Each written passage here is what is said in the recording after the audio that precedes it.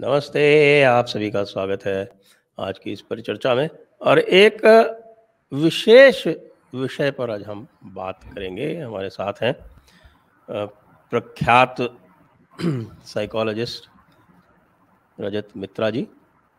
रजत मित्रा जी ने कई पुस्तकें भी लिखी हैं, आप ऑथर भी हैं और आप इस्लाम और अब्राहमी मज़हबों को अच्छी तरह से समझते हैं। आपका स्वागत है रजत मित्रा जी। नमस्कार।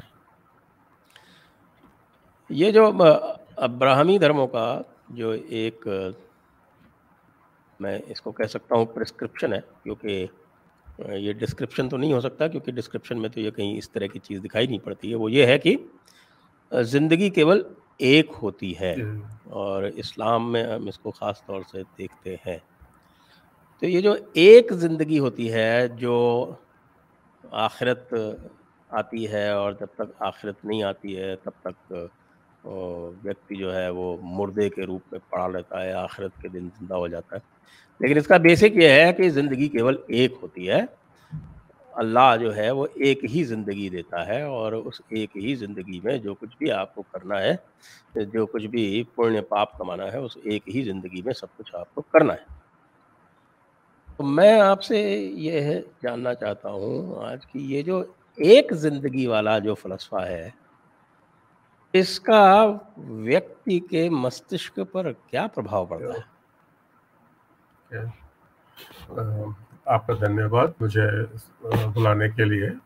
और मैं ये कहूँगा कि ये जो एक जीवन का जो ये कॉन्सेप्ट है, इसको मनोविज्ञान में भी बहुत अध्ययन किया गया है कि इससे जो है मनुष्य के मस्तिष्क पे, उसकी सोच पे क्या असर पड़ता है।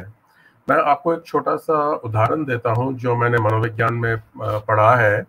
वो ये कि एक बार ये सेकेंड वर्ल्ड वॉर की कहानी है कि एक फ्रांस में, पेरिस में एक औरत जो थी, शी वॉज वॉकिंग और चारों तरफ बम्स गिर रहे थे। तो उसको जब लोगों ने आने को कहा, उसने जो है मना कर दिया और शी लुक्ड, वो अंतर से जो है एकदम काम और पीसफुल लग रही थी।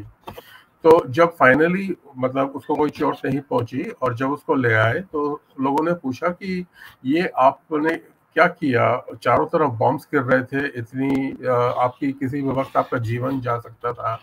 तो उसने ये जवाब दिया कि मैंने थोड़ी देर पहले ही मैंने भगवत गीता पढ़ी है और उसमें इस बात का व्याख्यान किया गया है कि जीवन जो है वो एक नहीं है। जैसे मनुष्य एक वस्त्र छोड़कर दूसरे वस्त्र पहनता है, उसी तरह हम एक जीवन से दूसरे जीवन में जाते हैं। और उस बात ने मुझे अंदर से जो है एकदम निडर बना दिया। मुझे कुछ असर नहीं पड़ा कि चारों तरफ बॉम्ब्स गिर रहे हैं या वॉर हो रहा है या क्या हो रहा है।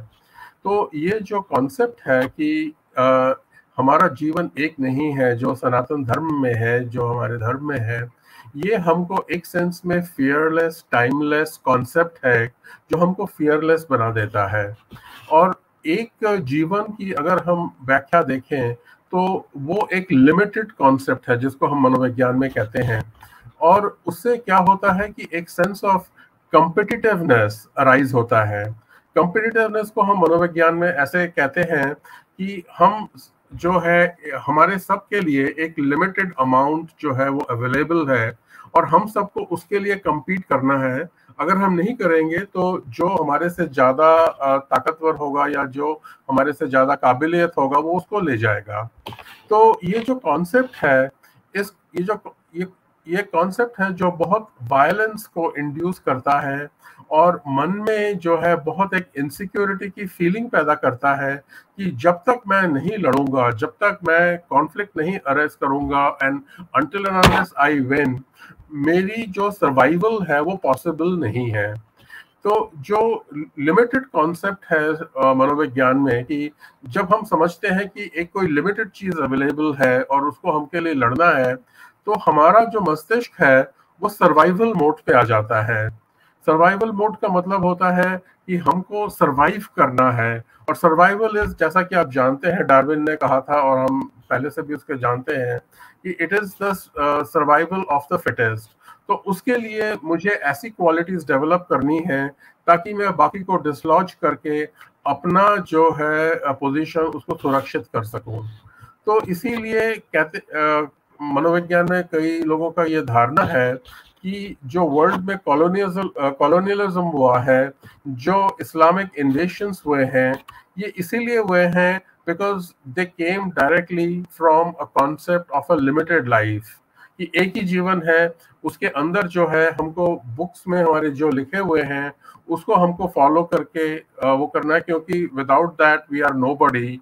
And it is also something, ये एक ऐसी चीज है which induces a deep sense of fear, shame and guilt in many people. So therefore I have to fight and struggle to get what I want. तो Hinduism में जो है, सनातन धर्म में जो है, ऐसा कॉन्सेप्ट नहीं है। सनातन धर्म में ये कॉन्सेप्ट है, जैसे गीता में है कि हम एक वस्त्र छोड़कर दूसरा वस्त्र पहनते हैं, so we just make a transition. तो उससे मन के अंदर से ये जो डर होता है, जो फियर होता है, वो चला जाता है। यहाँ तक कि मेरे जो टीचर थे एलिजाबेथ कुबलर रॉस, जो विश्वविख्यात थैनेटोलॉजिस्ट थे, जिन्होंने शायद वेस्टर्न वर्ल्ड में जो है डेथ के ऊपर, मृत्यु के ऊपर सबसे ज्यादा काम किया है, उन्होंने भी मुझे एक बार जो है एक उसमें कहा था लेक्चर में कि ये जो हिंदुइज्म की जो टेक्स्ट बुक्स है, ये जो कॉन्सेप्ट्स है, ये क्योंकि ये लिमिटेड टाइम, लिमिटेड स्पेस और लिमिटेड कॉन्सेप्ट्स को हमेशा हटा देता है, तो इसलिए जो है मन से डर की भावना जो है वो हमेशा के लिए चली जाती है। तो संक्षिप्त में मेरा यही आपके प्रश्न का उत्तर है। ये हम देखते हैं कि ये जब डर की भावना होती है, क्योंकि कुरान में जो अल्लाह के राइट्स बताए गए हैं, क्योंकि इस्लाम में किसी व्यक्ति के कोई राइट्स नहीं होते, कोई अधिकार नहीं होते, जो भी अधिकार होते हैं वो अल्लाह के होते हैं। और जो 3 मुख्य अधिकार बताए गए हैं उनमें से एक ये है कि अल्लाह से आपको डरना है, ये अल्लाह का अधिकार है कि आप उससे डरो। तो ये जो डर है, इससे क्या रेजिमेंटेशन और वायलेंस जो है वो फैसिलिटेट हो जाता है, अधिक आसान हो जाता है? हाँ जी, हम मनोविज्ञान में हम ये जानते हैं कि जो डर होता है वो जितना ही अंदर गहरा जाएगा और जितना ही वो, जिसको हम कहते हैं प्रिमिटिव नेचर, उसका एक एक्वायर करेगा, क्योंकि जितना हमारा डर प्रिमिटिव होगा, जितना हमारा डर डीपर होगा, उतना ही वो प्रिमिटिव भी होगा, प्रिमिटिव बनता जाएगा एक सेंस में। और उस डर को जो है छुपाने के लिए we escalate violence over we escalate anger or violence over fear। और ये मनोविज्ञान में एक बहुत मतलब जाना पहचाना एक ये तथ्य है कि हम अपने डर को क्योंकि जब हमारे अंदर बहुत ज्यादा डर बैठ जाता है तो हमारे अंदर ये कॉन्सेप्ट, ये हमारे अंदर ये बैठता है कि सब कुछ जो है अंदर बिखर रहा है, टूट रहा है, ध्वंस हो रहा है। तो उस डर को जो है it leads to a sense of lack of control, it leads to a sense of that we are powerless। और उसको जो है छुपाने के लिए we act angry, we start breaking things, we start destructive। so ये एक मनोविज्ञान में एक तथ्य है कि that we escalate anger over fear। और जितना मैंने कहा कि जितना प्रिमिटिव फियर होता है उतना ही जो है हायर लेवल पे एंगर होता है। तो अब्राहमिक रिलीजन्स में जितना फियर को वो डीपली इनकलकेट करते हैं, उस फियर को जो है छुपाने के लिए, उस फियर को जो है कंट्रोल में रखने के लिए, उतना ही वो एंगर और वायलेंस जो है, पर्टिकुलरली मास वायलेंस, डिस्ट्रक्शन जो है शो करते हैं। क्योंकि ये तथ्य बहुत मैंने अपने मित्रों से, अपने कलीग से, प्रोफेशनल से भी पूछा है कि why have the Abrahamic religions become, have been so destructive in the history of mankind। and often जो है हमने ये इस तथ्य पे डिस्कशन करके ये पाया है कि that it is escalating anger over fear। क्योंकि वो फियर को और कोई तरीका नहीं होता, ये हमारी बुक से आ रहा है, ये जो है हमारे धर्म ग्रंथ है जो हमको कह रहा है कि हमको डरना चाहिए। तो वो डर इतना बैठ जाता है और वो इतना साइकिकली डिस्ट्रक्टिव होता है कि और हमारे पास कोई उपाय नहीं होता except to turn destructive and cause mass destruction. That is the only way हमको ये लगता है कि we are in control of ourselves. और अब्राहमिक रिलीजन्स के जो अनुयायी हैं उनको to feel control over themselves, they have perhaps caused so much of distraction just because of this fear, इस fear से deal करने के लिए। और इससे रेजिमेंटेशन भी आसान हो जाता है। हाँ, क्योंकि जहाँ पे फियर होगा वहीं पे रेजिमेंटेशन होगा, इंडिविजुअलिटी वहाँ पे नहीं होगी। जो कलेक्टिव आइडेंटिटी होती है वो फियर के साथ ही डेवलप करती है, क्योंकि फियर आपकी जो इंडिविजुअल आइडेंटिटी होती है उसको बिल्कुल दबा देती है, उसको प्रेस कर देती है। मैं कुछ नहीं हूँ, माई ओनली आइडेंटिटी जो है इज माई कलेक्टिव आइडेंटिटी, ये मेरी पूरी जो है आइडेंटिटी है। जैसे आपकी और मेरी अलग अलग एक इंडिविजुअल आइडेंटिटी है, लेकिन अब्राहमिक रिलीजन्स में जो कलेक्टिव आइडेंटिटी है वो ही सर्वोपरि है और वो ही सबसे ऊपर है, और वो कलेक्टिव आइडेंटिटी इंडिविजुअल आइडेंटिटी का प्लेस ले लेती है। तो इसलिए जो है you will C often the collectiveness in Abrahamic religions. जैसे उनका प्रेयर आप देखें या उनका जो मूवमेंट देखें, द कलेक्टिवनेस जो है that defines them. Hinduism is defined by individuality, not collectiveness. Correct जी। और ये जो एक ओनली वन लाइफ जो है और ओनली गॉड, हाँ जी, इनमें दो में कोई संबंध देखते हैं आप कि हाँ, without only God, our God is the only God के बिना वन लाइफ नहीं हो सकती या ओनली लाइफ नहीं हो सकती, ओनली वन लाइफ नहीं हो सकती, और ओनली वन लाइफ के बिना ओनली गॉड नहीं हो सकता। इनमें कोई संबंध देखते हैं आप? हाँ, अवश्य। इनमें अगर हम देखें मनोवैज्ञानिक रूप से एक बहुत गहरा संबंध है, क्योंकि अगर हम कहते हैं कि there is only one life, there is only one God, तो वहां पे आर्ग्यूमेंट की जो है या डिस्कशन की या डिबेट की संभावना उत्पन्न नहीं होती है, क्योंकि जो है हम हर कोई अपने इंडिविजुअल वे में अपने तौर तरीके से जो है हम अपनी कल्पना करते हैं और अपनी सोच करते हैं। तो वो सोच जो है वो one God, one life, one concept, जिससे हम डेविएट नहीं कर सकते, और अगर हम उससे डेविएट करते हैं we burn in hell fire. तो इसलिए जो है ये एक का होना कॉन्सेप्ट जो है बहुत मतलब इन रिलीजन्स के लिए बहुत जरूरी है। और यहाँ पे प्लुरलिटी ऑफ थॉट्स, यहाँ पे डिबेट या यहाँ पे डिस्कशन जो है बिल्कुल बंद है। How do you know that, अगर आप किसी अब्राहमिक रिलीजन से पूछें कि how do you know, this is my experience, that's it. वहां पे कोई डिबेट की या वहां पे कोई डायलॉग की जो है पॉसिबिलिटी नहीं आती है। तो इसलिए one God, one life, one concept is the core actually of these religions. Without that they won't survive. जैसे राधा कृष्णन ने भी एक बार कहा था कि you know, if you prove even 1,000 times that there was no Krishna or there was no Mahadev, Hinduism will still survive. क्योंकि हमारा जो सनातन धर्म है वो प्लुरलिटी के ऊपर बेस्ड है। उसको जितने रूप से देखो उसके अंदर जो है एक ही कॉन्सेप्ट है। और सनातन धर्म जो है वो धर्म को एक जर्नी के रूप में देखता है, वो डॉगमा के रूप में नहीं देखता। जहां पे आप बोलेंगे कि there is one concept, one God, वो डॉगमा बन जाती है। और डॉगमा जो है इज रिजिड, और जैसा कि आपने बताया it leads to regimentation. I have to follow this one God, otherwise I am a sinner और आई एम नॉट ओके। जी, तो इसमें जैसे सनातन धर्म में हम बात करते हैं अध्यात्म की। आपने ये कहा अभी, मैं थोड़ा सा उससे मतभेद रखूंगा। आपने कहा कि आप यदि किसी से कोई प्रश्न पूछें तो वो कहेगा वो उसका अनुभव है। अनुभव तो प्रमाण होता नहीं है अब्राहमिक धर्मों में। उनका तो प्रमाण जो है वो केवल जो किताब में लिखा गया है वही होता है। तो इसलिए एक किताब होना भी बहुत आवश्यक है वहाँ पर। Only God, only one life, only one God के साथ साथ ओनली वन बुक भी अत्यंत आवश्यक है। ये जो बाकी दोनों हैं वो क्या ओनली वन बुक के बिना सरवाइव कर सकते हैं? नहीं, वो बाकी दोनों, इन दोनों बुक के बगैर नहीं सरवाइव कर सकते। और जो आपने कहा कि मतभेद है, मैं जो आप कह रहे हैं वो मेरा भी कहना है। मेरे ख्याल से शायद हम वो डिफरेंट वेवलेंथ्स पे थे, तभी जो है हम वो नहीं कर पाए। मैं आपको ये कहना चाहता हूँ कि जब भी मैंने किसी क्रिश्चियन उससे बात की है, he said that this is my experience with Christ, this is my experience with so and so, and there it ends, that's it, right?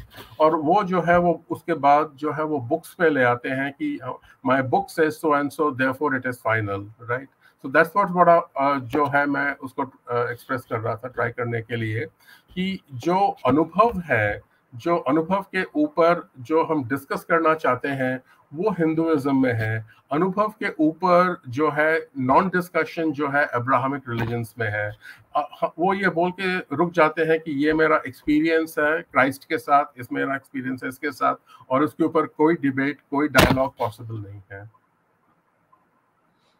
जी हाँ, क्योंकि वो पूरी की पूरी जो दोनों जिनकी हम बात कर रहे हैं, ईसावाद और मोहम्मदवाद जो है, वो पूरी की तरह जो है वो जो किताब में लिखा हुआ है उसके ऊपर ही आधारित है। और एक प्रकार से हाँ, डॉगमा बेस्ड है, डॉगमेटिक है, उनको जो भी कह दिया गया वो सही है। जैसे आया हुआ है मेरे ख्याल से गॉस्पेल ऑफ जॉन में है कि then there was word and word was God. तो जो आया है किताब में वो that is the word of God, और उसी वर्ड ऑफ गॉड से फिर बाकी सारे टर्म्स का सृजन होता है, चाहे वो लॉ हो, लॉ इज गॉड्स कमांड। और आप मोजेस के यदि देखें आपके कमांडमेंट्स, तो उसमें तो गॉड कहता है कि उस पर लिखा हुआ है कि I am a jealous God, मैं ईर्ष्यालु हूँ।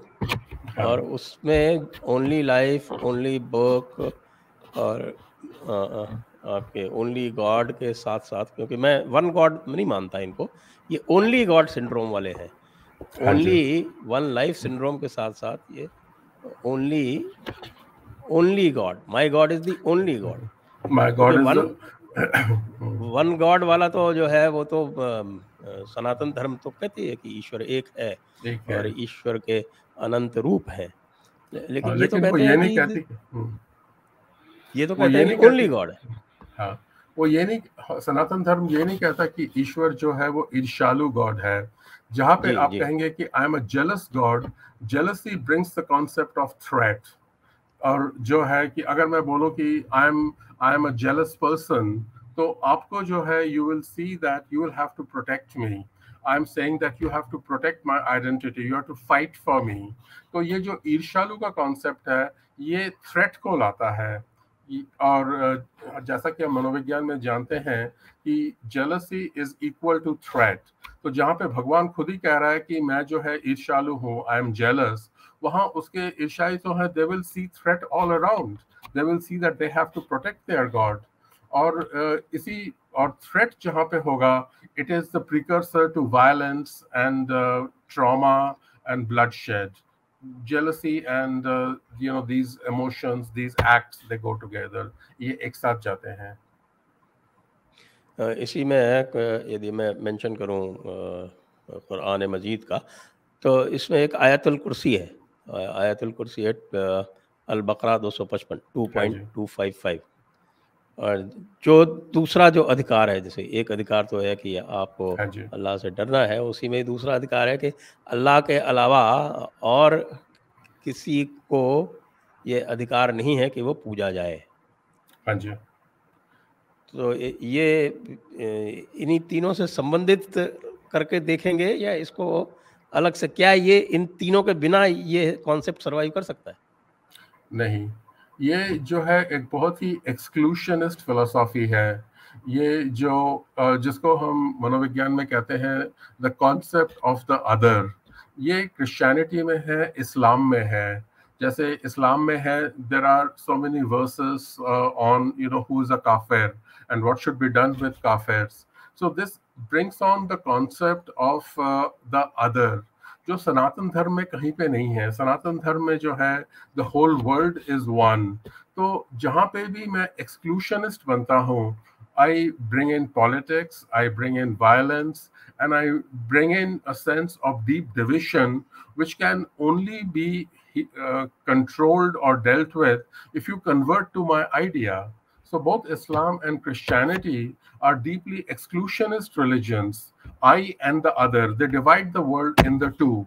And this has been, in my opinion, one of the chief causes of bloodshed and war in the world.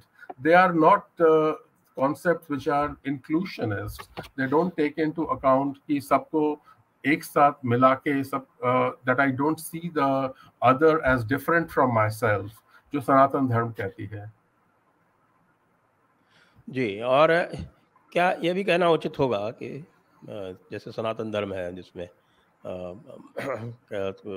अव्यक्तादीनि भूतानि व्यक्तमध्यानि भारत अव्यक्त निधनान्येव तत्र का परिदेवना, ये भगवान कहते हैं अर्जुन से कि भाई जो भी जितने भी भूत जड़ चेतन जितने भी भूत हैं वो सब पहले अव्यक्त रहते हैं, बीच में व्यक्त हो जाते हैं, बाद में फिर अव्यक्त हो जाते हैं। तो इसमें क्या आपको चिंता करने की बात है? तो ये एक जिसको हम कहते हैं एक इटर्निटी का कॉन्सेप्ट है। हाँ जी, जिसको जो इन्फिनिटी कॉन्सेप्ट आता है सनातन धर्म में, ओम पूर्णमदः पूर्णमिदं पूर्णात् पूर्णमुदच्यते पूर्णस्य पूर्णमादाय पूर्णमेवावशिष्यते, ये इन्फिनिटी का, अनंत का कॉन्सेप्ट है। तो यहाँ चूँकि अनंत का कॉन्सेप्ट नहीं है और हमारे यहाँ अध्यात्म में है कि सबसे पहले जो कॉजेशन है या जिसको हम ईश्वर कह सकते हैं, ब्रह्म कह सकते हैं, शिव भी कह सकते हैं, उसको विष्णु भी कह सकते हैं, जो कॉजेशन है, उपादान भी इसको बोलते हैं, जो कॉजेशन है जो तो वो एक कॉजेशन है, वो एक है, वो that is the first level. फिर उसके पोटेंट एक्सप्रेशंस हैं जो ट्रिनिटी के रूप में ब्रह्मा विष्णु महेश, यानी कि जो क्रिएशन, डिस्ट्रक्शन और मेंटेनेंस की शक्तियाँ आती हैं। उसके बाद देवताओं का आता है, जिसको देवताओं को कई बार कहते हैं कि हमारे जो मस्तिष्क के चेतना बिंदु हैं वो हमारे देवता हैं, और जो प्रकृति में जो शक्तियां हैं जो हमको दिखती हैं वो हमारे देवता हैं, उनको हम देवता के रूप में मानते हैं। तो जब ये कहा जाता है कि हमारे अतिरिक्त तुम किसी की पूजा ना करो, तो जो देवता हैं, जो मैनिफेस्टेशंस हैं, जो ईश्वर की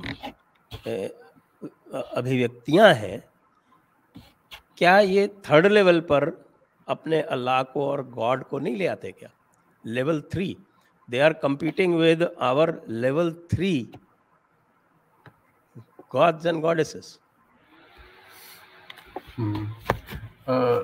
हिंदुइज्म में एक जो ये कॉन्सेप्ट है शिवा का कि I am the destroyer, modern physics में एक कॉन्सेप्ट बना है एंट्रोपी का, which is also called disorder. मैंने अपने मित्रों में जो फिजिसिस्ट हैं उनके घर में अक्सर महादेव की मूर्ति देखी है, तो मैं उनसे अक्सर पूछता हूँ कि आप फिजिसिस्ट हो के महादेव की मूर्ति क्यों रखते हैं? तो वो कहते हैं कि this explains the concept of entropy which is one of the core concepts of physics and the universe. So उसमें एक मनोविज्ञान में कॉन्सेप्ट है ऑर्डर, डिसऑर्डर, रीऑर्डर। तो द यूनिवर्स जो है वो इस साइकिल से गुजर रहा है, एक ऑर्डर होता है, फिर एक डिसऑर्डर होता है और फिर एक रीऑर्डर होता है।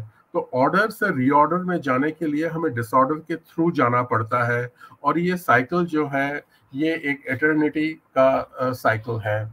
और जो आप कह रहे हैं उससे मैं पूरी तरह से सहमत हूँ कि ये जो ऑर्डर, डिसऑर्डर, रीऑर्डर का कॉन्सेप्ट है, इसमें इसको डिफरेंट अभिव्यक्तियों से ही समझा जा सकता है, और इसको सनातन धर्म ने जितना डिटेल में, जितना जो है विथ मतलब पर्सपेक्टिव के साथ इसको एक्सप्लेन किया है, ये और किसी धर्म में इतना डिटेल में इस कॉन्सेप्ट का, एंट्रोपी का या ऑर्डर, डिसऑर्डर, रीऑर्डर का कॉन्सेप्ट जो है वो नहीं है।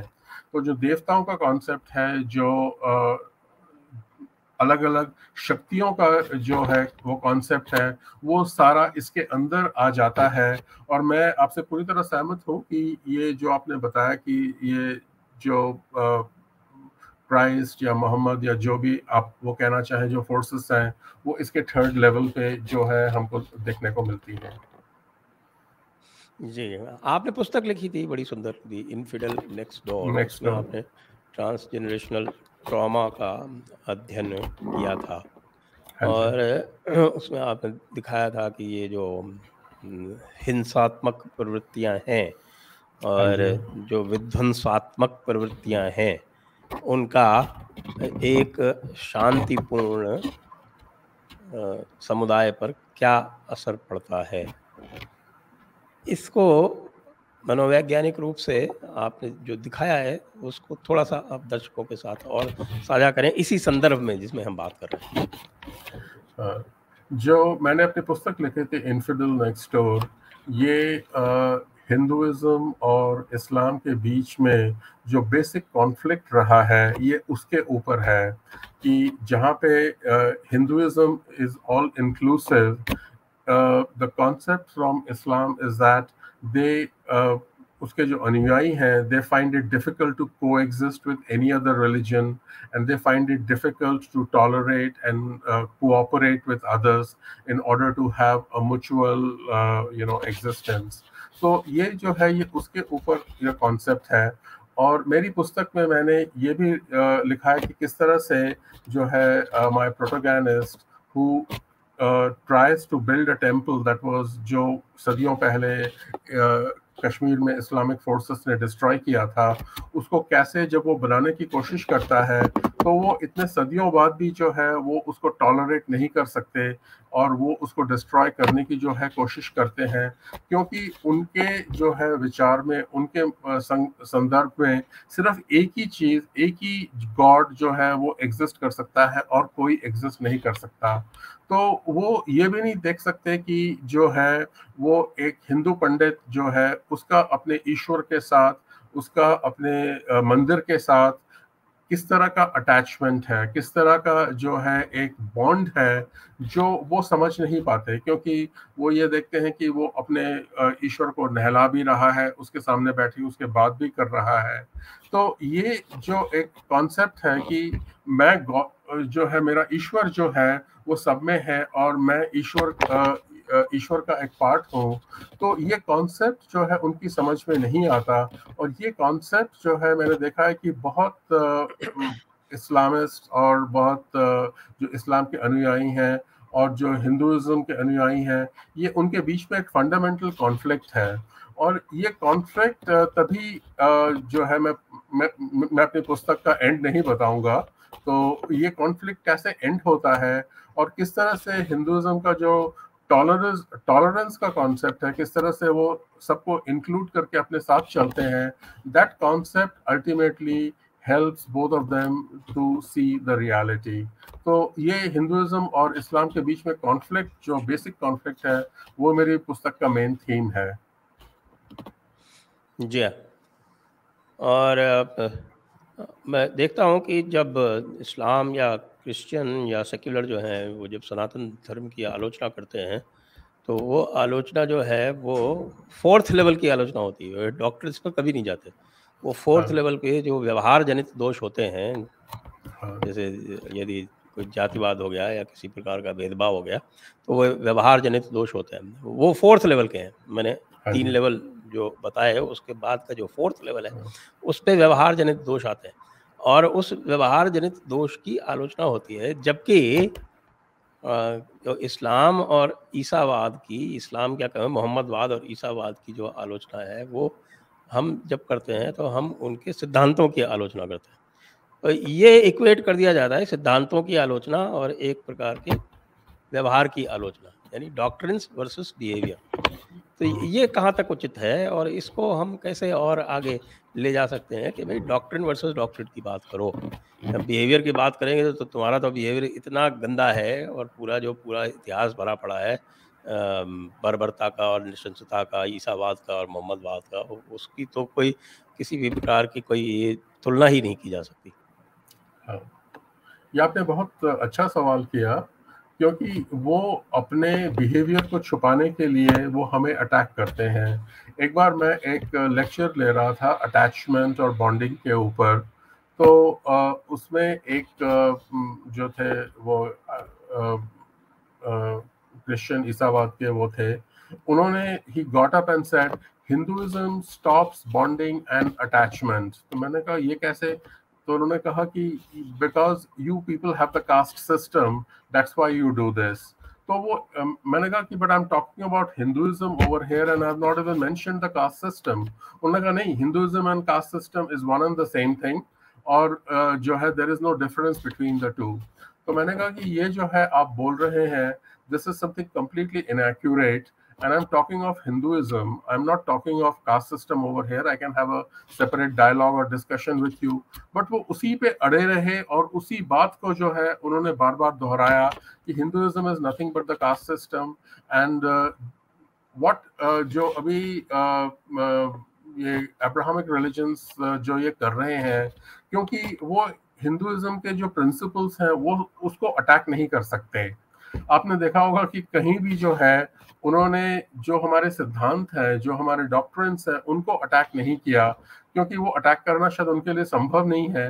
तो इसलिए वो हमारे जो बिहेवियर्स हैं उनको ही एज रिलीजन्स बना के उनको अटैक करते हैं। तो कुछ भी बिहेवियर हो जाए, this is Hinduism and they start attacking.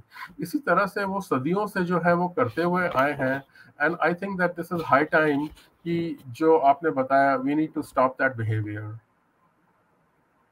जी, बिल्कुल आप सही कह रहे हैं, और इसी से लोगों को इस स्तर पर जाकर, इस गहराई में जाकर इन सब बातों की विवेचना करनी चाहिए, तभी जो इनके दुष्चक्र और दुष्प्रचार हैं उनका उत्तर ये लोग दे पाएंगे। आपका बहुत बहुत धन्यवाद प्रोफेसर रजत मित्रा जी, आपने इस कठिन विषय को बहुत ही सहज रूप में प्रस्तुत किया। बहुत बहुत धन्यवाद आपके। आपका भी धन्यवाद। हमारे सभी दर्शकों को भी बहुत बहुत धन्यवाद। जय हिंद, वंदे मातरम।